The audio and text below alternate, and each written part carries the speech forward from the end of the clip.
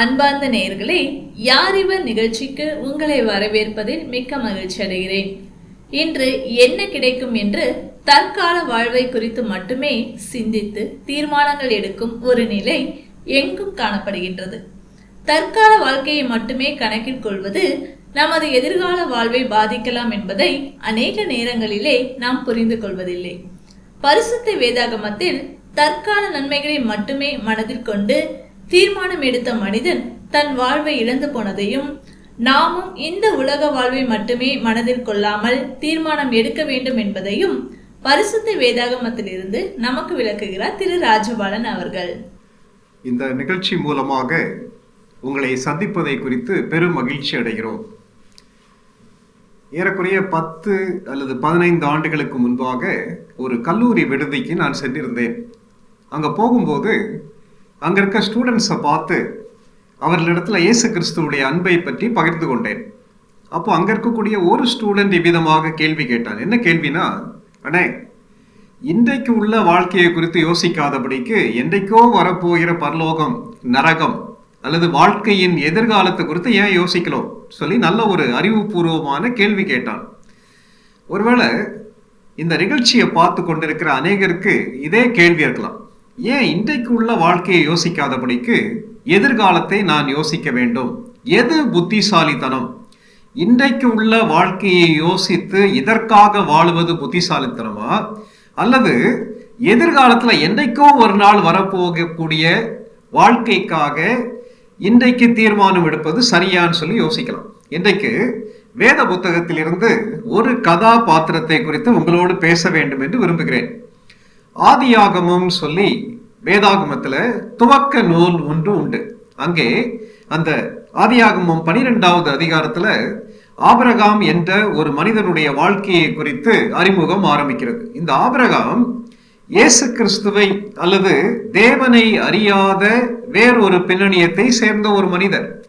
அவரிடத்திலே ஆண்டவர் தரிசனமாகி அவரை அழைக்கிறார். ஆகவே அவர் மெசபத்தோமியாலிருந்து கிளம்பி கானான் தேசத்துக்கு வருகிறார். கானான் தேசம் என்று சொல்வது இன்றைக்குள்ள இஸ்ரேல், ஈரான், ஈராக், இந்த எல்லா நாடுகளும் அடங்கின ஒரு பகுதி. அங்க வரும்போது அவர் தனியே வரவில்லை, அவரோடு அவருடைய அண்ணன் மகனாகிய லோத்துவும் சேர்ந்து வருகிறார். இவங்க பிரயாணப்பட்டு அங்க வராங்க. வரும்போது அன்றைக்கு ஆபிரகாம் செய்து கொண்டிருந்த தொழில் என்னன்னா, ஆடு மேய்க்கக்கூடிய அல்லது ஆடு மேய்க்கிறவர்களை பராமரிக்கக்கூடிய தொழிலை செய்து கொண்டிருந்தாங்க. ஆபிரகாமுக்கு நிறைய ஆடுகள் இருந்தது, மாடுகள் இருந்தது, மந்தை மேய்ப்பர்கள்லாம் இருந்தாங்க. அதே மாதிரி ஆபிரகாமுடைய அண்ணன் மகனாகிய லோத்துவுக்கும் அநேக ஆடு மாடுகள் இருந்துச்சு. இப்படிப்பட்ட சூழ்நிலையில அவங்க வராங்க. வரும்போது ஆதியாகமம் 12வது அதிகாரம் 7ஆம் வசனத்திலிருந்து 9ஆம் வசனம் வரைக்கும் ஒரு பிரச்சனை அங்க ஆரம்பிக்கும். என்ன பிரச்சனை? அதிக தண்ணீர் வளம் இல்லாத கானான் தேசம்.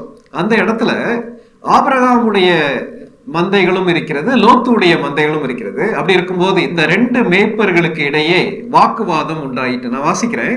ஆதியாகமம் 13வது அதிகாரம் 7ஆம் வசனத்திலிருந்து 9ஆம் வசனம் வரைக்கும் நான் உங்களுக்காக வாசிக்கிறேன். ஆபிரகாமுடைய மந்தை மேய்ப்பருக்கும் லோத்துடைய மந்தை மேய்ப்பருக்கும் வாக்குவாதம் உண்டாயிற்று. அக்காலத்திலே கானானியரும் பெருசியரும் அத்தேசத்திலே குடியிருந்தார்கள். ஆபிராம் லோத்தை நோக்கி, எனக்கும் என் மேய்ப்பருக்கும் உன் மேய்ப்பருக்கும் வாக்குவாதம் வேண்டாம், நாம் சகோதரர். இந்த தேசமெல்லாம் உனக்கு முன் இருக்கிறது அல்லவா? நீ என்னை விட்டு பிரிந்து போகலாம். நீ இடதுபுறம் போனால் நான் வலதுபுறம் போகிறேன், நீ வலதுபுறம் போனால் நான் இடதுபுறம் போகிறேன் என்றான். 2 மேய்ப்பர்களுக்கும் இடையே வாக்குவாதம் வரும்போது ஆபிரகாம் முன் வந்து தன்னுடைய சகோதரனாகிய மகனிடத்துல சொல்லுகிறாரு, லோத்து இடத்துல, நம்ம வாக்குவாதம் பண்ண வேண்டாம், நீ போற பகுதியிலிருந்து நான் அடுத்த பக்கம் போறேன் சொல்லி தெரிந்து கொள்ளக்கூடிய பொறுப்பை லோத்து இடத்திலே கொடுக்கிறார். இந்த இடத்துல நம்ம பார்க்க போற காரியம் லோத்துடைய தீர்மானம். லோத்து என்ன தீர்மானம் எடுக்கிறார்? அடுத்த பகுதி அது தொடர்ந்து வாசிக்கும் போது ஆதியாகமம் 13வது அதிகாரம் 10ஆம் வசனம். அப்பொழுது லோத்து தன் கண்களை ஏறெடுத்து பார்த்து யோர்தான் நதிக்கு அருகான சமபூமி முழுவதும் நீர்வளம் பொருந்தி இருக்க கண்டான். கர்த்தர் சோதோமையும் கொமோரோவையும் அழிக்கும் முன்னே சோவாருக்கு போம் வழி மட்டும் அது கர்த்தருடைய தோட்டத்தை போலவும் எகிப்து தேசத்தை போலவும் இருந்தது. என்ன நடக்குது? இந்த வாய்ப்பு கொடுத்த உடனே லோத்து என்ன செய்யறாருன்னா, தன்னுடைய கண்களை ஏறெடுத்து பார்த்து செழிப்பான நைல் நதி பாயக்கூடிய அந்த இடத்தை போல இருக்கக்கூடிய கானான் தேசத்துல உள்ள செழிப்பான பகுதியை அவர் தெரிந்து கொண்டார். அப்போ லோத்து அந்த நேரத்துல அந்த சூழ்நிலையை பயன்படுத்தி அவர் எடுத்த தீர்மானம் சரியான தீர்மானமான்னு சொல்லி நம்ம கேட்கலாம். பொதுவாக நம்ம யோசிக்கக்கூடிய காரியம், இன்றைக்கு நான் எடுக்கக்கூடிய தீர்மானம் இன்றைக்கு எனக்கு செழிப்பை உருவாக்குமானால், என்னுடைய தேவைகள் சந்திக்குமானால் அது சரியான தீர்மானம் சொல்லி நினைக்கிறோம். ஆனா இந்த லோத்துடைய தீர்மானத்துல பிரச்சனை இருக்கு. ஏன்? ஒன்று, லோத்து கடந்த காலத்தை மறந்து விட்டார். கடந்த காலத்தை மறந்த ஒரு மனிதன். என்ன கடந்த காலத்தை மறந்து விட்டார்? இன்றைக்கு கானான் தேசத்துல லோத்து வந்து இருப்பதற்கு மிக மிக முக்கியமான காரணம் அவனுடைய தகப்பனாருடைய சகோதரனான ஆபிரகாம். அப்படி இருக்கும்போது அவர் வயதிலே மூத்தவர், இவனை பராமரித்தவர். இன்றைக்கு இந்த அளவுக்கு லோத்து வளர்ந்து வருவதற்கு காரணமாக இருக்கிறவர் ஆபிரகாம். ஆனால் இது எல்லாவற்றையும் மறந்து விட்டார் லோத்து. இதுவரை கடந்து வந்த பாதை, இதுவரை தன்னை நேசித்தவர்கள், இதுவரை தன்னை பராமரித்தவர்கள், இதுவரை தன்னை வழி நடத்தினவர்கள் யார் என்பதை மறந்து தனக்கு இன்றைக்கு கிடைக்கக்கூடிய வாய்ப்பை பயன்படுத்தி கொண்டார் இந்த லோத்து. கேட்டிருக்க அருமையான சகோதர சகோதரிகளே, வாழ்க்கையில நம்ம தீர்மானம் எடுக்கும் போது யோசிக்க வேண்டிய காரியம் என்னன்னா, இதுவரை என்னை நடத்தி வந்தது யார்? இதுவரை எனக்கு உதவி செய்தது யார்? இதுவரை என்னுடைய தேவைகளை சந்தித்தது யாருன்றதை நம்ம யோசிக்கிறோம். அநேக நேரங்கள்ல மனிதர்கள் நன்றியற்றவர்களாக மாறிவிடுகிறார்கள். இன்னைக்கு நம்ம பெற்றோரை பற்றி படிக்கிறோம், குழந்தைகளை பற்றி படிக்கிறோம். பிள்ளைகளை வளர்த்து ஆளாக்கும் போது ஒரு தலைமுறை பெற்றோரை மறந்து வாழக்கூடிய ஒரு தலைமுறையை பார்க்கிறோம். கடவுள் எனக்கு தேவையான்னு சொல்லி யோசிக்கும் போது, இதுவரை நானும் நீங்களும் உயிரோடு இருப்பதற்கான காரணம், இதுவரை நம்முடைய உணவு தேவையாக இருந்தாலும் சரி, உறவின் தேவையாக இருந்தாலும் சரி, என்ன தேவையாக இருந்தாலும் சரி, அந்த தேவையை சந்திப்பது நம்மை படைத்த கடவுள். அப்போ நம்ம தீர்மானம் எடுக்கும் போது எல்லாவற்றையும் மறந்துவிட்டு இன்றைக்கு எனக்கு எது பயனுள்ளதாக இருக்கிறதோ அதை மாத்திரம் வைத்து தீர்மானம் எடுப்போமானால் நம்முடைய தீர்மானம் தவறிவிடும். லோத்து செய்த தவறு என்னன்னா, கடந்த காலத்தை மறந்து விட்டார். ஆபிரகாமுக்கு நன்றியற்றவனாக மாறிவிட்டார். சரி, லோத்துடைய அடுத்த பிரச்சனை என்னன்னா, அவர் எடுத்த தீர்மானத்துல என்ன பிரச்சனைனா, அவர் கண்களின் விருப்பத்தை நிறைவேற்றினார். அதாவது லோத்து எடுத்த தீர்மானம் நிகழ்காலத்தை நேசித்த தீர்மானம். நிகழ்காலத்தை நேசித்த தீர்மானம். மறுபடியும் நான் வாசிக்கிறேன். அந்த ஆதியாகமம் 13வது அதிகாரம் 10ஆம் வசனத்தை மறுபடியும் வாசிக்கிறேன்.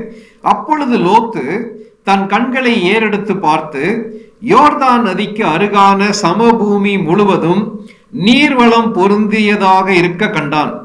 கர்த்தர் சோதோமையும் கொமோரோவையும் அழிக்கும் முன்னே சோவாருக்கு போம் வழி மட்டும் அது கர்த்தருடைய தோட்டத்தை போலவும் எகிப்து தேசத்தை போலவும் இருந்தது. அப்படியே லோத்து தன்னுடைய கண்களை ஏறிட்டு பார்க்கிறாரு. பார்க்கும்போது தன்னுடைய கண்களுக்கு முன்பாக செழிப்பான அந்த இடத்தை அவர் தெரிந்து கொள்கிறார். ஏன் செழிப்பான இடத்தை தெரிந்து கொண்டா என்ன? அதுல என்ன தவறு இருக்கு? வாழ்க்கையில நம்ம தீர்மானம் எடுக்கும் போது பெஸ்ட்டை தானே செலக்ட் பண்ணலாம். ஒருவேளை நம்முடைய பிள்ளைகள் படிக்கக்கூடிய பள்ளியாக இருந்தாலும் சரி, அல்லது நமக்கு உணவு வாங்கக்கூடிய அது ஒரு டிபார்ட்மெண்டல் ஸ்டோரா இருந்தாலும் சரி, எதுவாக இருந்தாலும் சரி, சிறப்பானதானே தெரிந்து கொள்ளணும். இல்லை என்ன தப்பு இருக்குன்னு சொல்லி நம்ம யோசிக்கலாம்.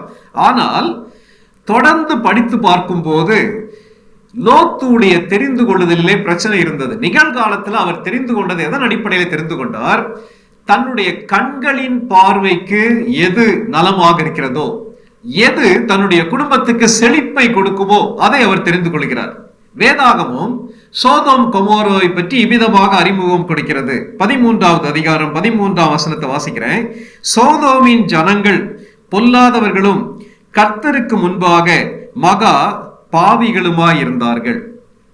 ஒரே வார்த்தையில வேதாகமும் அறிமுகப்படுத்துகிறது. அந்த ஊரிலே இருக்கக்கூடிய ஜனங்கள், சோதோம் முழுவதும், கொமோரோ முழுவதும் இருக்கக்கூடிய மக்கள் கடவுளுக்கு எதிரானவர்கள், மகா பொல்லாதவர்கள், மிகவும் மோசமானவர்கள்.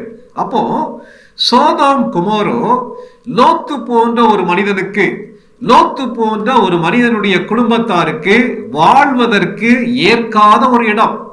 இது லோத்துவுக்கு தெரிஞ்சிருக்குமா? நல்லா தெரியும், நல்லா தெரியும். லோத்து அப்படி இருந்த போதும் ஏன் அதை தெரிந்து கொள்கிறார்? இன்னைக்கு அநேகர் எடுக்கக்கூடிய தீர்மானம், இது எனக்கு சந்தோஷத்தை கொடுக்குதா, ஆனா இதனுடைய விளைவு என்ன நடக்கும் என்பதை அவங்க யோசிக்கிறதே கிடையாது, யோசிக்கிறதே இல்லை. இது ஆண்டவருக்கு, கடவுளுக்கு பிரியமாக இருக்குமா, அல்லது நான் இந்த தீர்மானத்தை எடுப்பதன் மூலமாக என்னுடைய பிள்ளைகள் நல்லவர்களாக, ஒழுக்கம் நிறைந்தவர்களாக, கடவுளுக்கு பிரியமானவர்களாக வளர்ந்து வருவார்களான்றதெல்லாம் யோசிக்கிறது இல்லை. என்னுடைய கண்களுடைய பார்வைக்கு இது மிகவும் செழிப்பாக இருக்கிறது. அது மாத்திரமல்ல, எந்த இடத்துல போய் நான் செட்டில் ஆனா எவ்வளவு பணம் கிடைக்கும், எந்த அளவுக்கு சொத்து கிடைக்கும் என்பதுல லோத்து ரொம்ப தெளிவா இருந்தார். அவர் எடுக்கக்கூடிய ஒவ்வொரு தீர்மானத்திலையும் சுயநலம் முக்கியமான இடத்தை வகித்தது. ஆகவே அவர் தனக்கு பிரியமான நிகழ்கால தீர்மானத்தை எடுக்கிறார். இதை கேட்டிருக்க அருமையான சகோதர சகோதரிகளே, நீங்கள் ஒவ்வொரு நாளும் எடுக்கக்கூடிய தீர்மானம் நல்ல தீர்மானமா, அல்லது எதிர்காலத்தையும் உங்களுடைய குடும்பத்தையும் உங்களுடைய உடல் நலத்தையும் பாதிக்கக்கூடிய தீர்மானமா? கொஞ்சம் யோசித்து பாருங்களேன். லைஃப்னா அதை என்ஜாய் பண்ணலாம். இன்னைக்கு உள்ள லைஃபை என்ஜாய் பண்ணாட்டா என்னைக்கு போய் என்ஜாய் பண்றதுன்னு சொல்லி அடிக்கடி கேள்வி கேட்கக்கூடிய மக்கள் இருக்காங்கல்ல. லோத்துவுக்கு எதிர்காலத்துல இந்த சோதோம் கொமோரோல என்ன நடக்க போகுதுன்றது தெரியாது. இன்றைக்கு எடுக்கக்கூடிய தீர்மானத்துடைய விளைவு எவ்வளவு மோசமா இருக்கும்ன்றது தெரியல. அதனால எதிர்காலம் எதை சார்ந்திருக்கிறது, நிகழ்காலத்திலே நம்ம எடுக்கக்கூடிய தீர்மானத்தை சார்ந்திருக்கிறது. கேட்டுக்கொண்டிருக்கிற நீங்களாக இருந்தாலும் சரி, நானாக இருந்தாலும் சரி, நாம் எடுக்கக்கூடிய தீர்மானங்கள் நம்முடைய எதிர்காலத்தை தீர்மானிக்கும். கடந்த காலத்தை மறந்துவிட்ட லோத்து நிகழ்காலத்திலே தன்னுடைய கண்களை விருப்பப்படுத்துவதற்காக தீர்மானத்தை தவறாக எடுத்த லோத்து. விளைவு என்ன தெரியுமா? எதிர்காலத்தை இழந்து போன லோத்து. அப்படி என்ன எதிர்காலத்தை அவர் இழந்து போயிட்டாருன்னு சொல்லி நீங்க கேட்கலாம். என்ன நடக்குது? இந்த லோத்து தீர்மானத்துடைய விளைவாக நிறைய ஆசீர்வாதங்களை பெற்றுக் கொள்கிறார். நீங்க நேரம் கிடைக்குமானா இந்த வேத புத்தகத்துல, ஆதியாகமத்துல லோத்துடைய வாழ்க்கையை குறித்து நீங்க படிச்சு பாருங்க. லோத்து என்ன செய்கிறார்? முதலாவது அந்த சோதோம் கொமோரோவுக்கு நேராக கூடாரம் போடுகிறார். அதற்கு நேரா கூடாரத்திலே அவர்கள் தங்கி இருந்தார்கள். அடுத்து உள்ள பகுதியை நீங்க படிச்சு பார்த்தீங்கன்னா, இந்த லோத்து என்ன செய்கிறார்னா, உள்ள போய் தனக்கென்று தன்னுடைய குடும்பத்துக்கென்று ஒரு வீடு கட்டுகிறார். அப்போ அந்த ஊர் மக்களோடு ஒன்றரை கலந்து விட்டார் லோத்து. அப்போ கொஞ்சம் யோசித்து பாருங்களேன், எவ்வளவு புத்திசாலித்தனமான தீர்மானம் இல்லையா? ஆபிரகாம் இவ்வளவு நாள் கடவுளுக்கு பிரியமாக வாழ்ந்து ஒரு வீடு கூட கட்டல. ஆனால் லோத்து ஆபிரகாமோட ஒட்டி கொண்டு வந்தவன். கொஞ்ச காலத்துக்குள்ளாக எவ்வளவு ஏணிப்படியில ஏறி பெரிய ஆள் ஆயிட்டார் இல்லையா? உலகம் அவங்களுக்கு சொல்லக்கூடிய பெயர் என்ன தெரியுமா? பயங்கர ஸ்மார்ட் இல்லையா? எவ்வளவு புத்திசாலித்தனமான ஒரு மனிதன் இல்லையான்னு சொல்லி உலகம் சொல்லியிருக்கும். ஆனா நடந்த சம்பவம் வேறு. அவனுக்கு வீடு கட்டுகிறான். அது மாத்திரமல்ல, வேதாகமம் என்ன சொல்லுகிறதுனா, அன்னைக்குள்ள அந்த ஊர்ல உள்ள முக்கியமான தலைவர்கள்ல ஒருவனாக மாறிவிட்டார் லோத்து. வாசலிலே உட்கார்ந்திருக்கிறார். அந்த நாட்டுடைய சச்சரவுகளை சரி செய்யக்கூடிய ஒரு மனிதனாக மாறிவிட்டார். இன்னும் நீங்க படிச்சு பார்த்தீங்கன்னா, லோத்துடைய 2 பெண் பிள்ளைகளுக்கும் மாப்பிள்ளை எங்க தெரியுமா பாக்குறாரு? அந்த சோதோம் கொமோரோல இருக்கக்கூடிய வாலிபர்கள்ல தன்னுடைய 2 பெண் பிள்ளைகளுக்கும் அவர் மாப்பிள்ளையை செலக்ட் பண்றார். கொஞ்சம் யோசித்து பாருங்களேன்.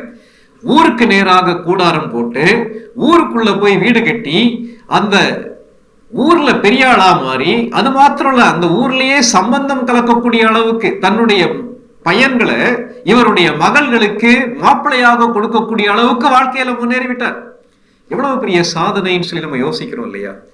இதை கேட்டிருக்க அருமையான சகோதர சகோதரிகளே, வாழ்க்கையின் தீர்மானங்கள் இன்றைக்கு எனக்கு செழிப்பை கொடுக்கலாம், ஆனா எதிர்காலம் என்ன ஆகும் என்பதை நம்ம யோசிக்க வேண்டியது மிக மிக முக்கியமான ஒரு காரியம். என்ன நடக்கிறது?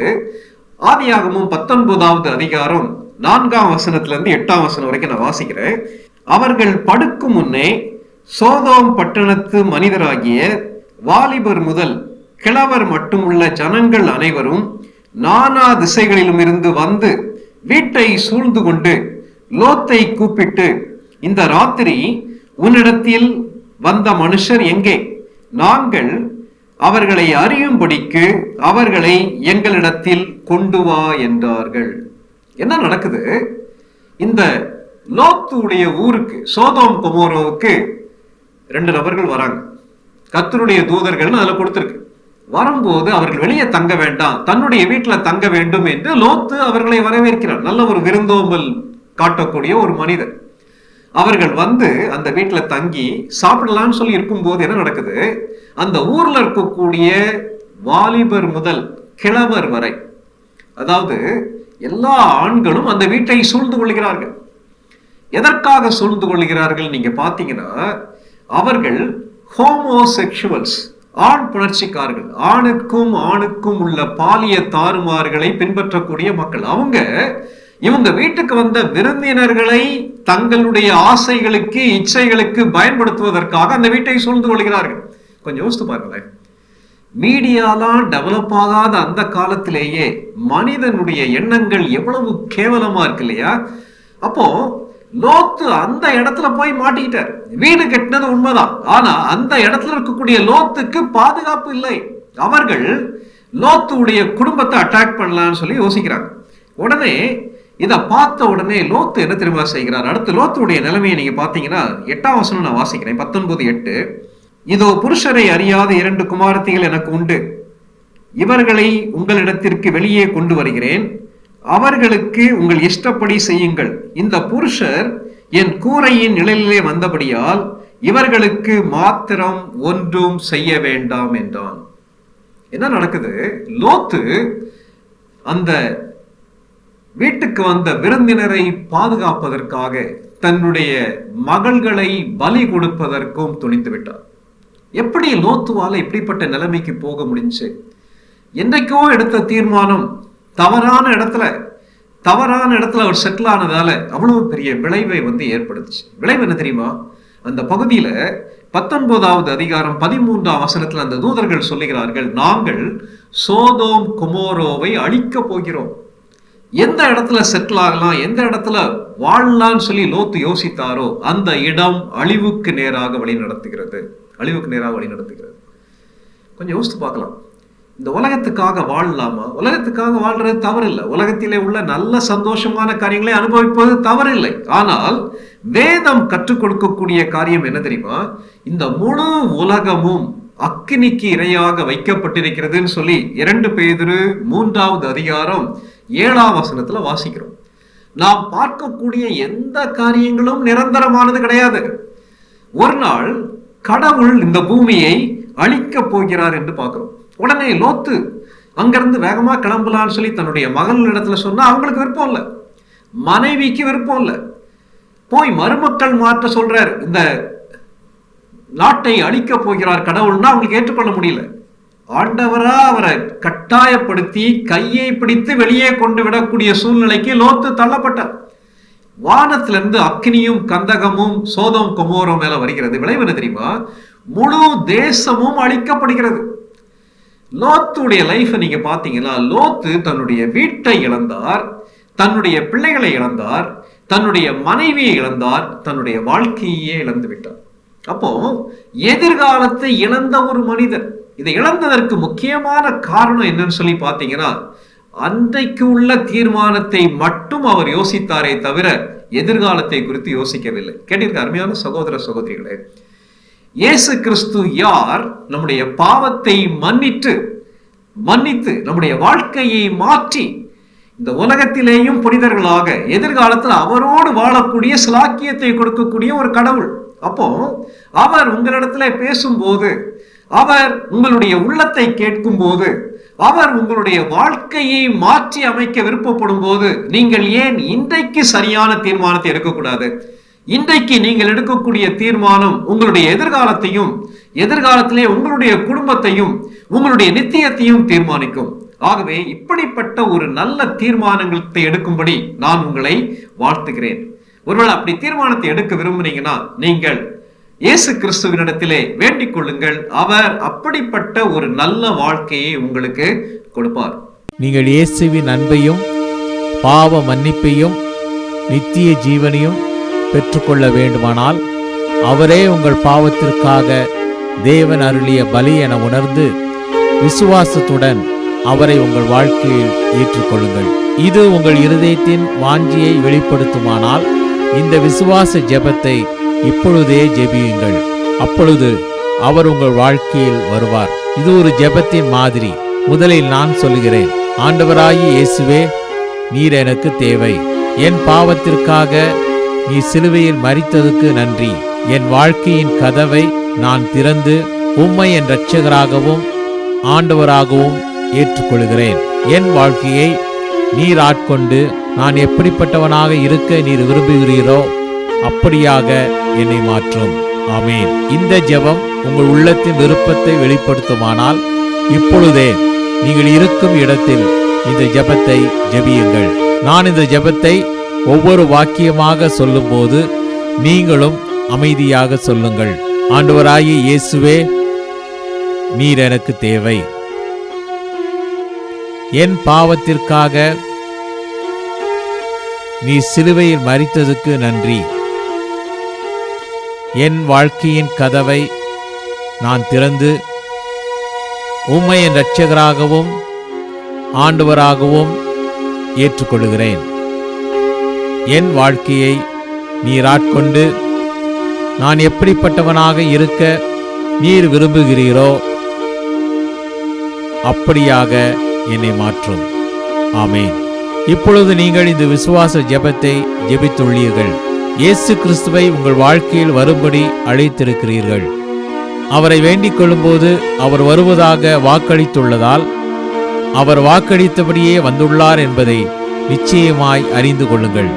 மேலும் உங்கள் பாவங்கள் மன்னிக்கப்பட்டது என்றும் நீங்கள் தேவனுடைய பிள்ளையாகி நித்திய ஜீவனை பெற்றுக்கொண்டீர்கள் எனவும் உறுதி கொள்ளுங்கள். அன்புள்ள ஆண்டவரே, தங்களுடைய வாழ்க்கையிலே இந்த செய்தியை கேட்டுக்கொண்டு இருக்கக்கூடிய யாராக இருந்தாலும் சரி, உம்முடைய அன்பை புரிந்து கொண்டு நீர் வைத்திருக்கக்கூடிய ஒரு வாழ்க்கையை அவர்கள் பெற்றுக்கொள்வதற்கு இன்றைக்கே தீர்மானம் எடுப்பதற்கு அவர்களுக்கு கிருபை செய்யும். அவர்களுடைய தீர்மானத்தையும் அவர்களையும் நீர் ஆசீர்வதியும். இயேசுவின் பெயரில் வேண்டிக் கொள்கிறோம் பரமபிதாவே. ஆமென். அழியாத ஜீவன் பேரின்பமே இயேசு பாதமே பேரின்பமே.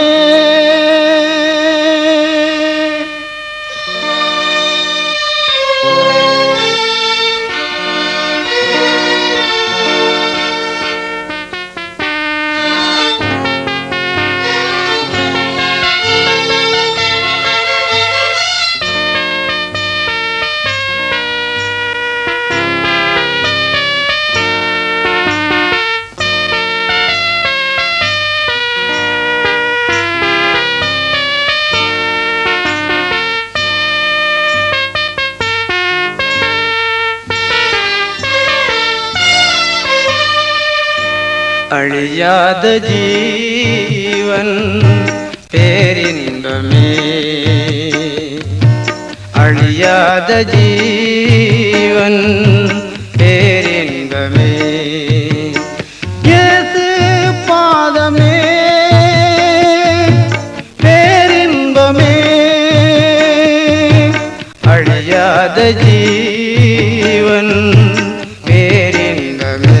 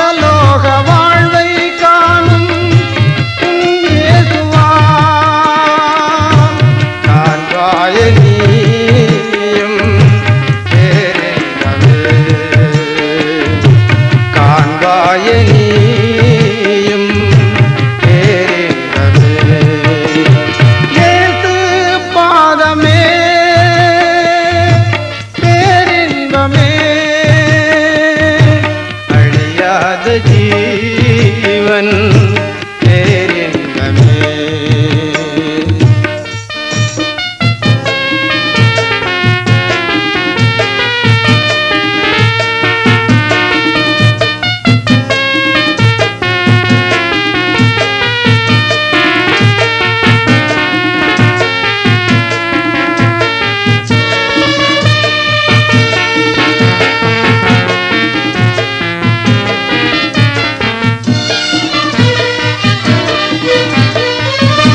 கல்வாரி அன்பை கண்டேன் என் இயேசையா, என் வாழ்வில் இன்பம் கொண்டேன் என் இயேசையா. கல்வாரி அன்பை கண்டேன் என் இயேசையா, என் வாழ்வில் இன்பம் கொண்டேன் என் இயேசையா. குறைவேதுமில்லா பேரின்பமே, குறைவேதுமில்லா பேரின்பமே. இயேசு பாதமே பேரின்பமே, அழியாத ஜீவன் பேரின்பமே, அழியாத ஜீவன் பேரின்பமே. இயேசு பாதமே பேரின்பமே.